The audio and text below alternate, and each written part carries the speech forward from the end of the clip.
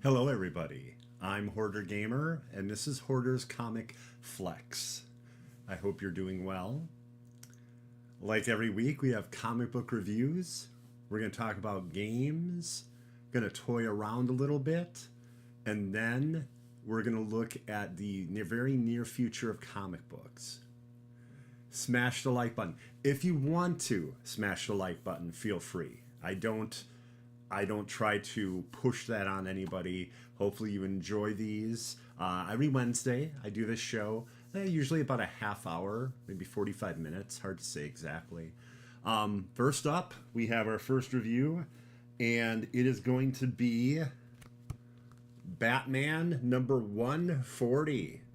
Look at that gorgeous cover, everybody. Batman 140, Mind Bomb Part 2. And yes, this issue was a mind bomb. The final page, there's a reveal, and you're like, oh my god, no. So, the original, first issue of this, and this one right here, it's basically Batman is trapped in his own mind, dealing with the multiversal Batmen.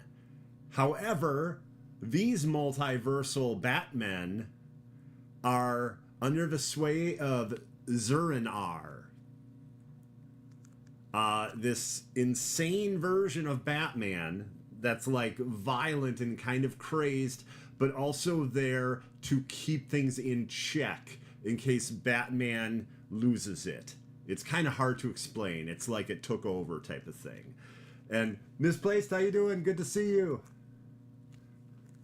And basically, what's been happening is Batman has been beating the living crap out of the Joker.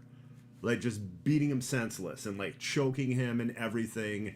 And the Joker's bleeding and in pain. He's loving it because, he's sick. And Batman, Bruce Wayne, is in his own mind knowing that's going on, or knowing that terrible things are going on between Zur-En-Arrh and Joker, but doesn't know, how bad it is. And at one point, one of the people that trained him, a French woman, shows up. And she was in the first issue, actually, too. There's a whole thing about someone going after the people that trained a young Bruce Wayne. And she shows up to actually bring Bruce to the surface and have a conversation with him for a little bit until Zur-En-Arrh says, get the hell out of here, and then goes and runs after the Joker. So what's wild here is you have Zur-En-Arrh versions of Batman, including 89 Batman, Batman the Animated Series, okay? The Dark Knight Batman. All these different versions. I believe also the 66 Batman 66. And there's these great moments between Bruce Wayne Batman in his own mind going against these multiversal Batmen that, again, are under the sway of Zur-En-Arrh. So they have those crazy Zur-En-Arrh outfits. The, red with the screwed-up looking bat on it. And what's really great is the 89 Batman gets beaten because Bruce says, unlike you, I can turn my neck. And then he beats the crap out of him. And because Michael Keaton's Batman couldn't turn his neck in the 89 Batman movie, Bruce is able to defeat him. There's an insane possible twist at the end. There's a reveal for sure at the end, which is crazy. But it's also possibly a huge twist as to what we've been experiencing these two issues in Mind Bomb. It's really good. Plus, they have continued the Vandal Savage story arc, where he's trying to, basically the rich and powerful of Gotham are trying to groom him possibly for a place in politics. And also in the previous issue, you found out that Vandal Savage purchased Wayne Manor. So yeah, this has been a very good series. Does Bruce Wayne? No, he doesn't have to. He doesn't have to do those things. I could see the Riddler doing that. I could totally see the Riddler up to his neck in crypto and NFTs. I totally see that. Okay, everybody, that was our first comic book review. Not our last. We'll have another one that kind of bookends the show at the end of the show. Just so you know what that is, it doesn't have to be a surprise. It's in the title, in case you didn't see the title. Thunderbolts #1. We'll be reviewing that at the end of the show. Now, it is time for us to talk about video games. And I don't mean the Lana Del Rey song.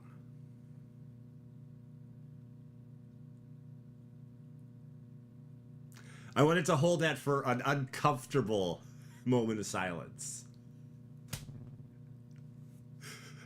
I wanted it to be not just a pause, not just a pregnant pause, but like a full 9-month, till the point of birth pause right there. That's what that was.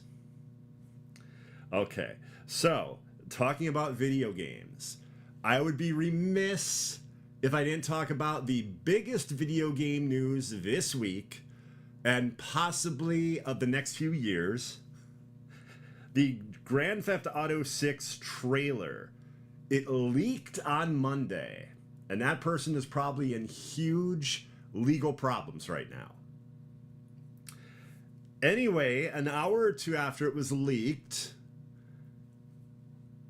Rockstar dropped the trailer. So they dropped it about, I want to say 12 hours early. It was going to drop on Tuesday morning, and they were just like, let's do it. And an hour or two after, they dropped the trailer, and it is awesome. I've seen it like 3 times. Doom, how you doing? Good to see you, Doom. I've seen the trailer 3 times. The technology is wild. To me, from what I've seen of the trailer, it looks like a modern retelling of Bonnie and Clyde. 2 fugitives wrapped up in an ocean of crime and romance. The technology behind the game and visual fidelity were incredibly impressive. Like, I was like, wow. And that was the big exciting thing for me with the new Grand Theft Auto. Knowing that just like Grand Theft Auto 5 when it came out and kind of redefined open world video games, that Grand Theft Auto 6 is going to do the next thing, or do the same thing, but with current technology. So I knew that was going to be pretty awesome. The leaker is a stand-up guy, and it was all a misunderstanding. I don't know what to say to that. I kind of doubt that. I kind of doubt you know that. I kind of doubt that's the situation. Because I guess on the video of it leaked, there was also like a Bitcoin ad.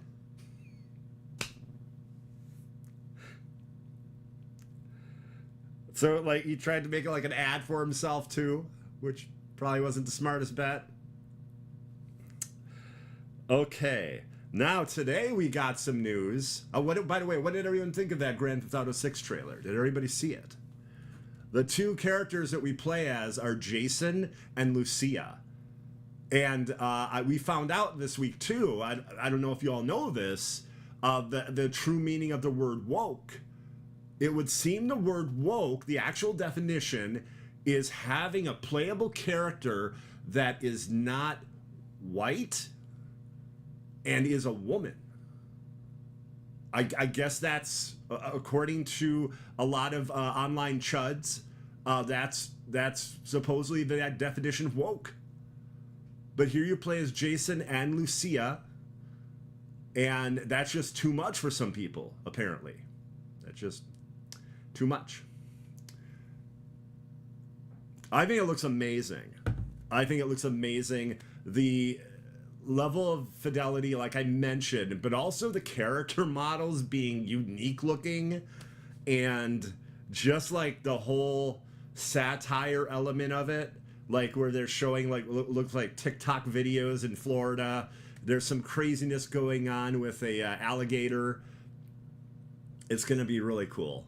It's going to be really cool. I'm just hoping it's going to be early 2025, because the original rumor was that they wanted to launch the game holiday of 2024.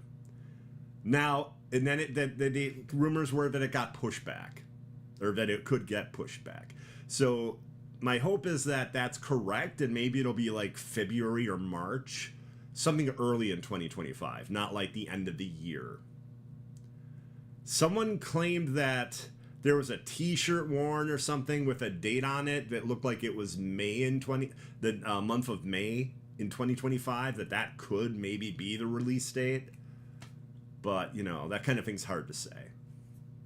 So next up, Transformers Reactivate. A lot of us are looking forward to a free-to-play Transformers game called Transformers Reactivate, and it looks really good. Like, we've seen, like, character models of certain things. Some things were leaked, some things weren't. The Transformers themselves are neat. The toys actually ship in January. There's a Starscream and Bumblebee set. And there is a Soundwave and Optimus Prime set. There's 2 sets coming out. And the game now looks like it's going to be coming out in 2024, but that's also when we're going to first hear some more news about it. My guess is they wanted to get ahead of the whole Game Awards thing, which we'll talk about in a moment, and let people know that, yes, unfortunately, we won't be able to do it right when we want it to. It's a good reason, though, that they're pushing it back. The game is being moved to Unreal Engine 5. So that's a pretty good reason to push your game back. That isn't PC day one for Grand Theft Auto. Easy to do a PC port based off. Maybe it is. I don't know. There might be certain limitations. I honestly don't know. And obviously, fine. Then they have an issue if they don't release it on PlayStation right away. So, or forget it. I was in my head on that one. Okay. And the Game Awards tomorrow at 4:30 p.m. Pacific Standard Time. So 6:30 p.m. my time in Central. The Game Awards happen. And for me, the big exciting thing are the announcements and the reveals. And one of the craziest rumors I've seen on Reddit today, it would be mind-blowing if it's true. And even if it's not true, it's still exciting that we're going to get something from this company. Arcane Lion, Lyon, are going to be announcing their new game. And at first, it was thought to be Dishonored 3. Okay, that was what it was thought to be, Dishonored 3. Now, a insider has come forward and has claimed it is a Marvel game with a voice actor or actor that has the initials M and A. Then someone else, I guess, came forward and they're saying it could be a Blade game. The MA being Mahershala Ali. Now, this is on Reddit, so take it with, the smallest grain of salt possible. I would say there's a very good chance we'll hear about Dishonored 3 tomorrow, which will still be very exciting. Dishonored 1 and 2 are great games. But, my God, it could conceivably be a Blade game, which, wow, that would be absolutely crazy. And then, is the game going to come out before or after movie? I honestly don't know. But a game where you're fighting vampires as Blade would be awesome. A AAA Blade game would be fantastic. So let's hope. Now, what I'm hoping for that hasn't been said or anything is Metroid Prime 4. I would really like to see that. I'd really like to see more of Suicide Squad Kill the Justice League. And today, found out on Twitter, Deeper Depths is actually going to be attending the Game Awards tomorrow. That is awesome. And I mentioned on Twitter that in 2021, I was able to attend the Game Awards. I was fortunate enough to do so. And Deborah Wilson was there as a live action Waller. A live action Waller. And I said to him, wouldn't that be amazing if she reprised her role as a live action Waller again? Because then this would be the third year that Suicide Squad Kill the Justice League has been at the Game Awards. 2021, 2022 with that really cool scene involving Kevin Conroy as Batman. And then if they were here, if they were there again tomorrow with the game, then it would be the third year. So that would be pretty darn awesome. Also, check out Deeper Depths actually interviewed Deborah Wilson, and it is a very good interview. Wow. At one point, she actually goes the whole Waller route, and it's intense. Like, at first, you don't realize it, and all of a sudden, Deborah is very, very intense. They're like, oh, okay.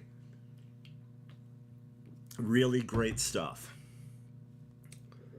And finally, Suicide Squad Kill the Justice League had a closed alpha.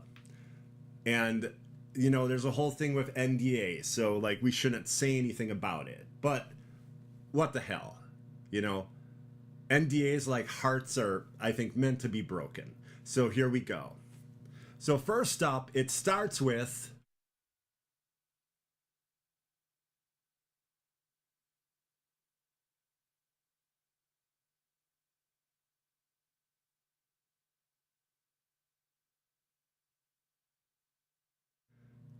And if you believe that, you would not believe that.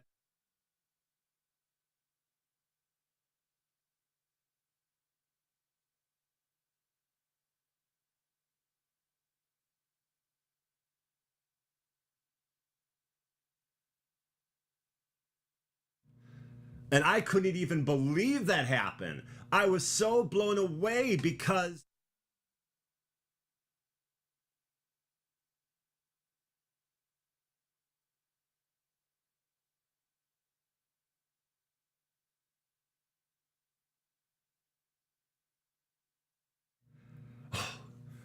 Oh, man, I feel really good getting that off my chest. It was so hard to keep that information in.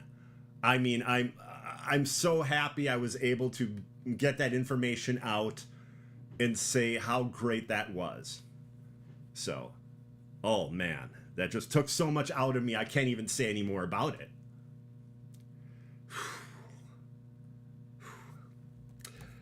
Anyone have a cigarette? Okay. So, we are done now with video game news. Okay? Now it is time for us to toy around, and we are going to start with something that may not be that exciting. An announcement. We start with an announcement. Okay.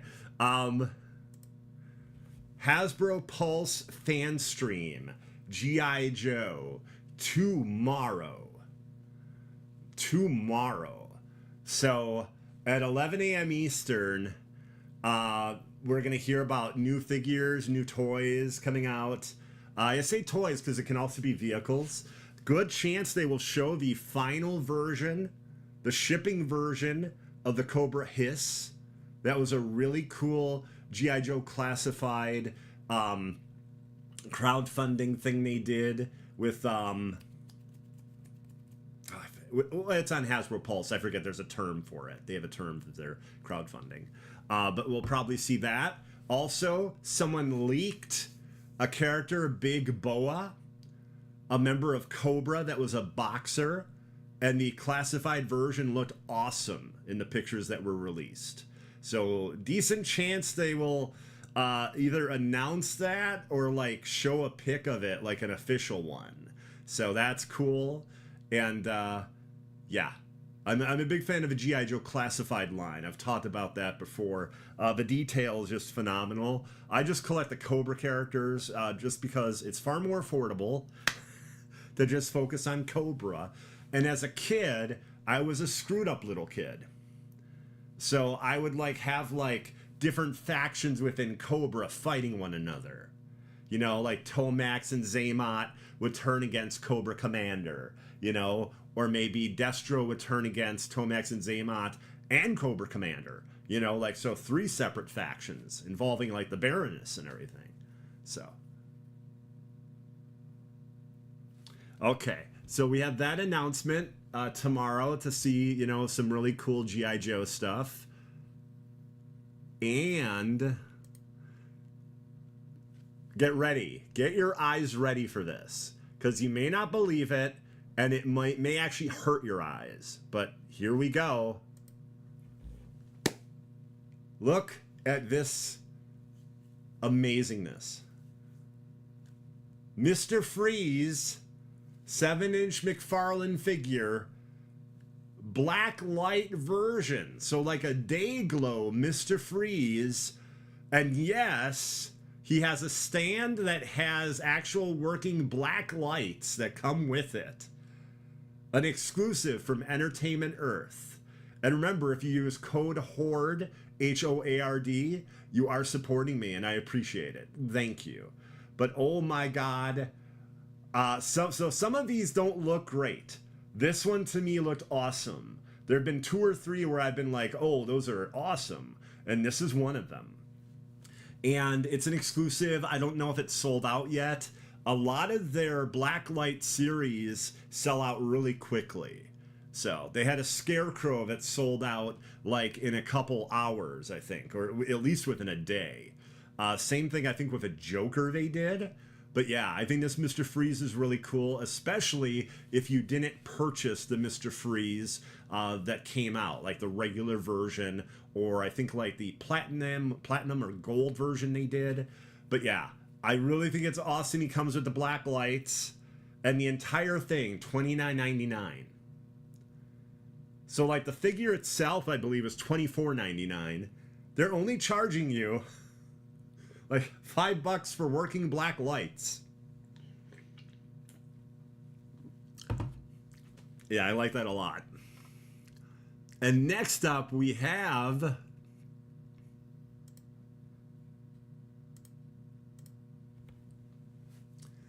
even Zorro would end up in Arkham, Bruce. Zurinar. Zurinar. Zurinar. Zurinar. Zurinar. Zurinar. Zurinar. Oh, I'm sorry about that. So this is Batman Zur-N-R. Okay? Released by McFarlane in the Superpowers style. So like those 1980s Superpowers figures. One thing that's great about these are only $10 a pop. So these are really affordable. They're 4-inch figures, or 4.5, I think. They might be 5. I'm not even 100% certain. But they look really cool for the most part. Some of the sculpts are rough, but then you got to keep in mind, yeah, it's a $10 figure.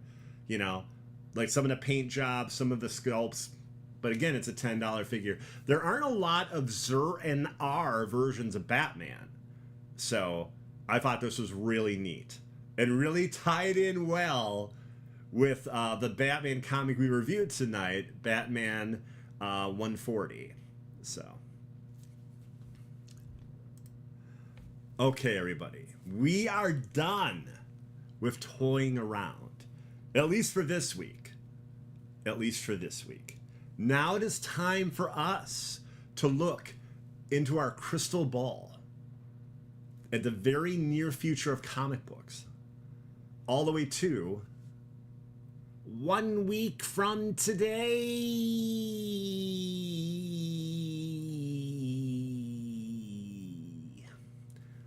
And first up, we have a huge book. Like, not physically, right?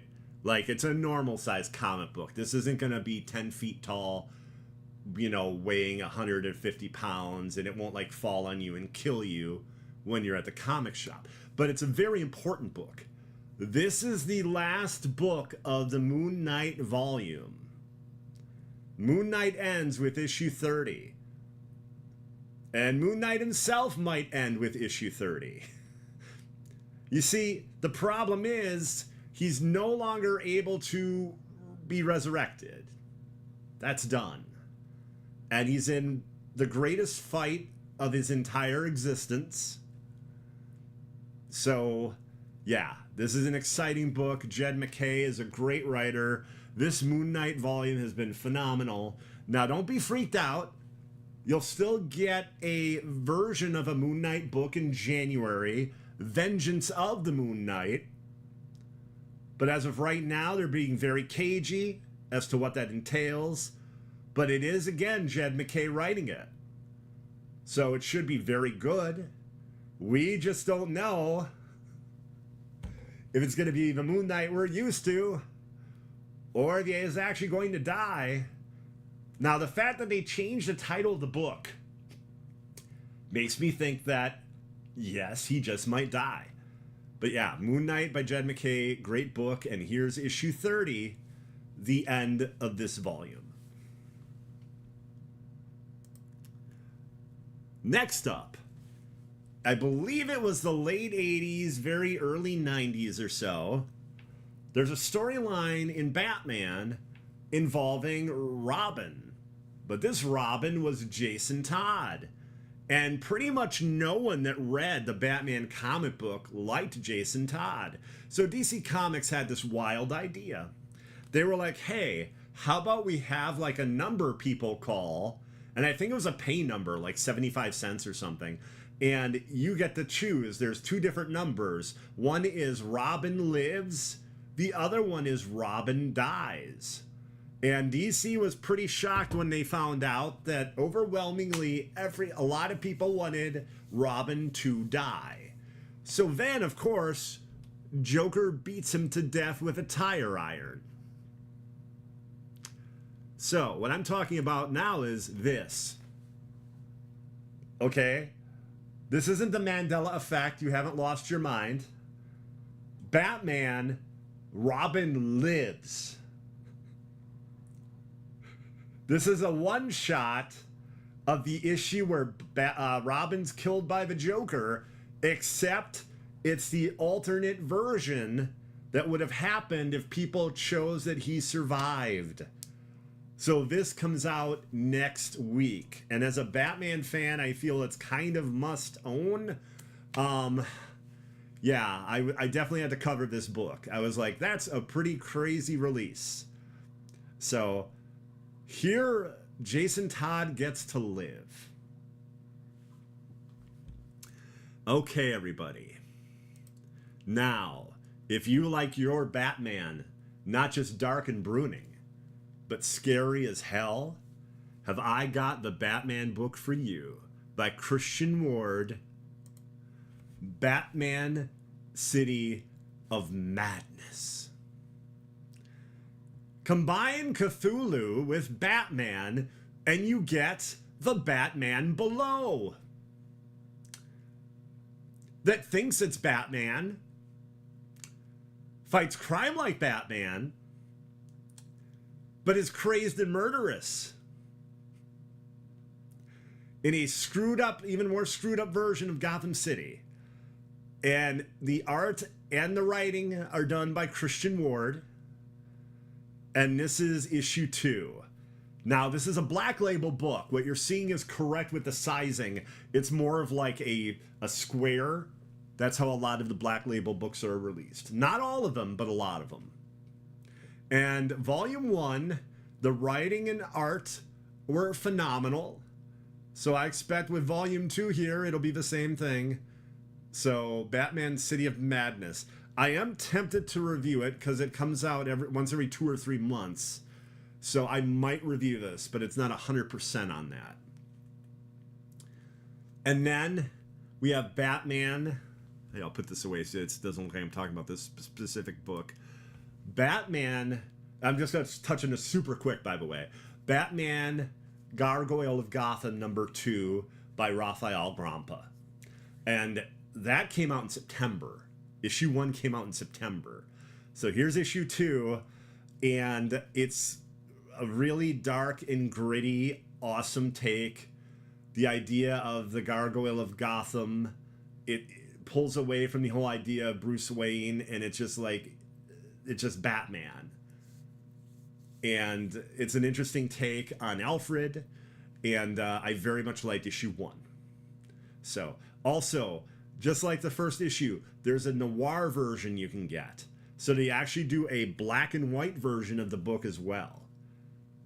The base version of the book has like 4 different covers, and then there's like actually a black and white version called the noir.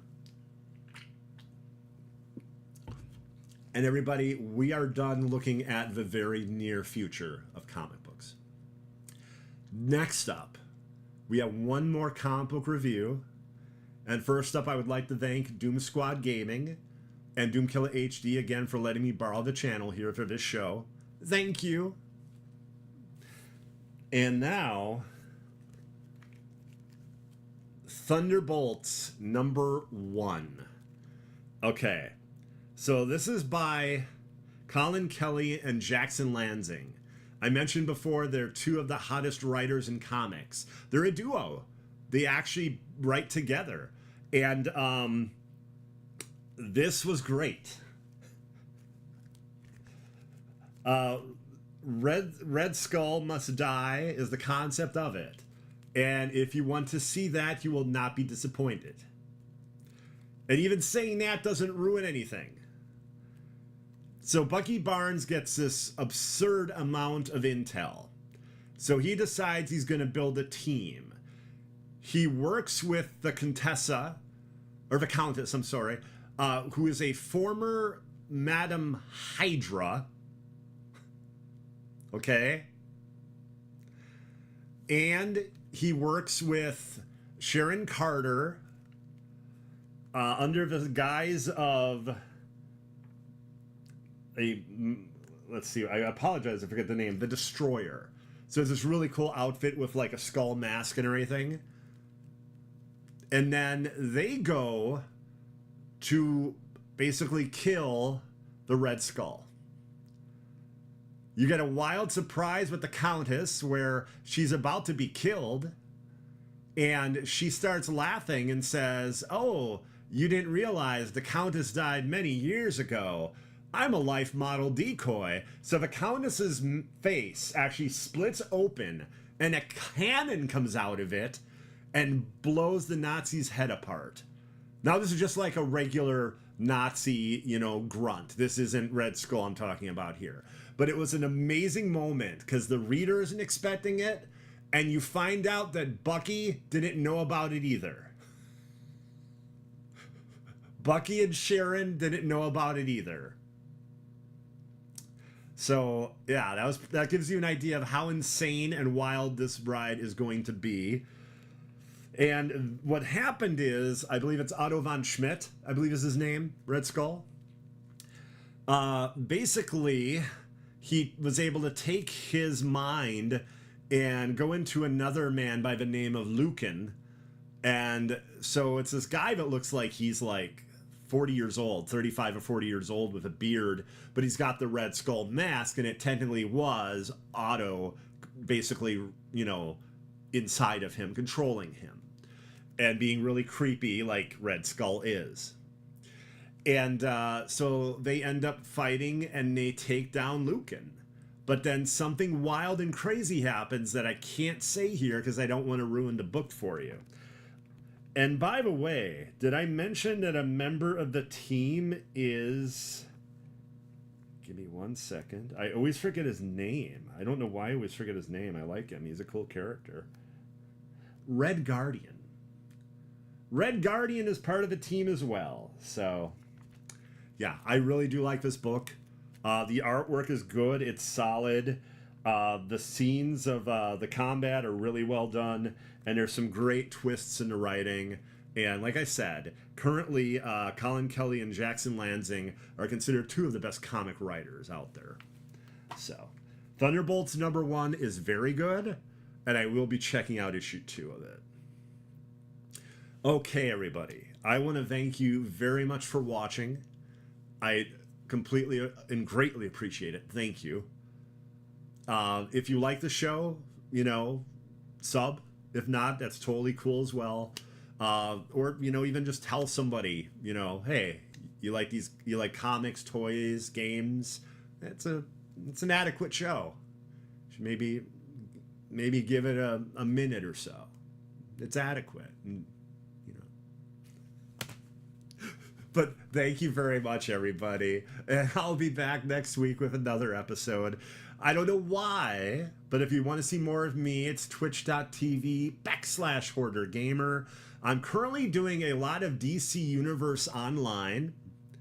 Just started some Diablo 4. I plan on doing Avatar Frontiers of Pandora, possibly tomorrow or Friday. So, yeah. I want to thank you all very much, and I hope you have a great week. Bye-bye.